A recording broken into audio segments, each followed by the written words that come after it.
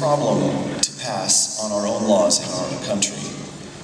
But why are the United Nations and some countries interfering on the two-child policy for Muslims in Rakhine State?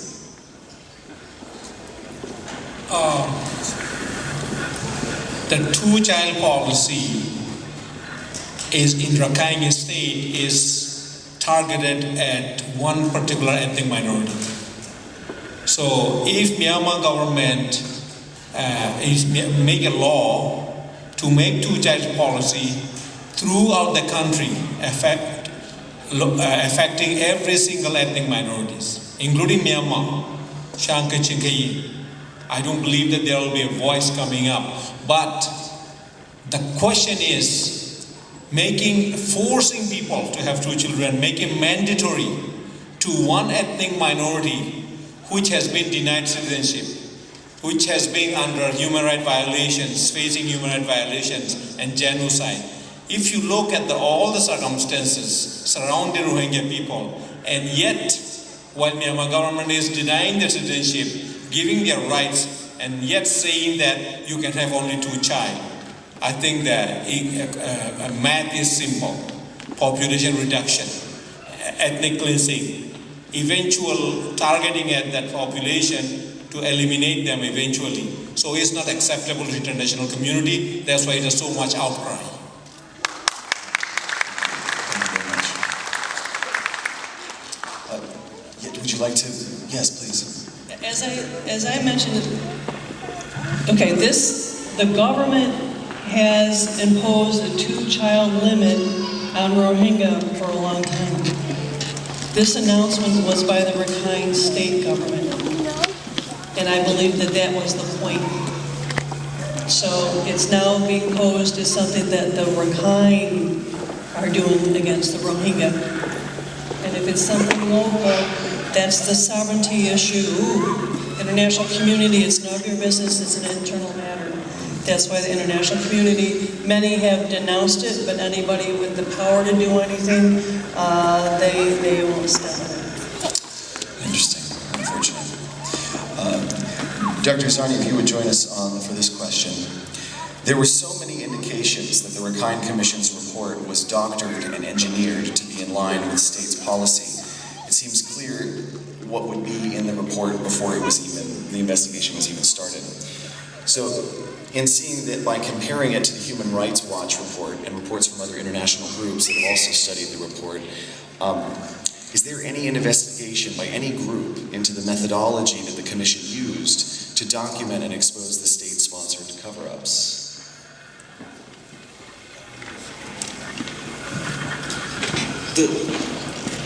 Is there any other independent? Right. Is anyone looking into the means by which they covered up what had taken place? Yeah. Well, I've done extensive research on the investigation, the methodology, as well as the personal backgrounds, because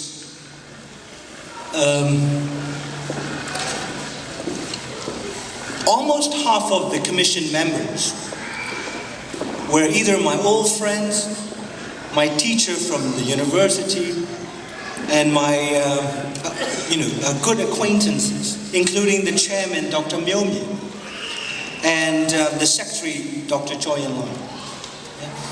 And out of the 27-member commission, I've interviewed two leading Muslim members, Myung Shane and Utemantan. They were expelled from the commission primarily because they attempted to push for more truthful investigation. And I also interviewed Ko Zagana, the most famous political comedian and dissident. And what I've learned from all three of them was that there is an attempt, throughout the investigation, by the very leadership of the commission, namely Dr. Myomyi and Dr. Choi Yan-Long, chairman and secretary, to derail the real and thorough investigation. And also, I think the commission absolve the government and its responsibility, its role, not just the security troops' role, but the role of the leadership at the highest level. As Dr. Nora mentioned earlier, one of the principal instruments of Rohingya population control is Border Affairs Ministry. And the Border Affairs Ministry itself, it's an interagency, security organization. It only takes order from the highest level of government, that is President Thein Sein, because the buck stops at his desk. And the commission mentioned that the security troops simply did not do enough, but it did not go far enough to say, well, if the security troops in Rakhine State were not acting to prevent effectively the pogroms, against the Rohingya, then of course, if you're doing a thorough investigation, the question you would ask is, why were central authorities that know that these troops in the Rakhine State would only act on the central command's order? Why were the central authorities not issuing orders? You see, there are two ways in which programs can be executed. One would be an active and direct participation of security troops in the mass slaughter and destruction of Muslims and Rohingyas.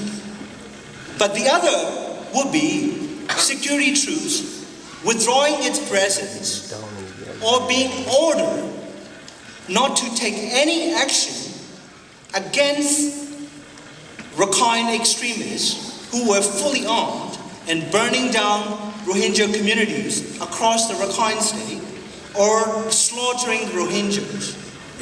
One is active and direct involvement in the pogroms. The other is active refusal to intervene in the violence organized by the locals. So what happened is the government allowed so-called communal horizontal violence through its vertical chain of command. And so what that report has done is two things. One was it reinforced the ethnocide of the Burmese military government. It never called into question, despite its claim that it pored over all the historical documents and archives of Burma, it never established the fact that the Rohingyas were ethnic group, for about 10 years. This ethnic identity is not, it's not like a marriage where a husband or a wife can say the marriage is over, therefore, we cannot be couples anymore. But this is a community that was granted ethnic status. Right? And then finally, it absolved the government's central responsibility when it actively chosen to not stop the violence. So in that sense, this investigation and the commission report is a categorical whitewash of ethnic cleansing.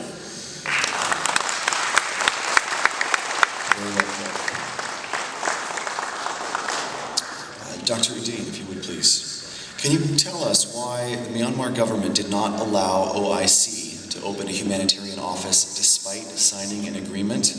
And a follow-up, what is the prospect of an OIC humanitarian office in Myanmar in the future? Yes, about Myanmar government signing an MOU with OIC has a lot of mystery. There are two analyses basically surfaced about this Myanmar government reportedly reneging the agreement made with OIC. Remember, OIC's office in Yangon was not a branch of OIC. It is an OIC's humanitarian office, humanitarian aid, to provide aid to, clearly said OIC, all affected people, Rohingya, Rakhine, Khmer, as well as later on, the office was there, then Myanmar Muslims in Meitila and other places would have benefited this. OIC was proposing with an open arms. As part of their strategy was to alleviate the tension. If OIC shows the goodwill to these communities, providing tremendous amounts of supplies, even who knows, building their houses. If Rakhine houses were destroyed, they could build a Rakhine house too. So OIC was approaching with even-handedly. So what happened was, the first theory, we don't know what went on inside Myanmar government. Somebody will have to spy on them. So it's all closed door. But there's analysis and theory coming out. One theory was that Myanmar government deliberately set this up. Before they signed the MOU, they have already planned to renege it. Just to show international community that Myanmar government is opening up, is open to international agencies, international community. It is not shutting the door because Myanmar government want to be transparent, want to show the transparency through this kind of activities. So, but on the other hand, they have analysts are saying that they have already planned even before they signed it. They look, we're going to sign it and we're going to shut them down.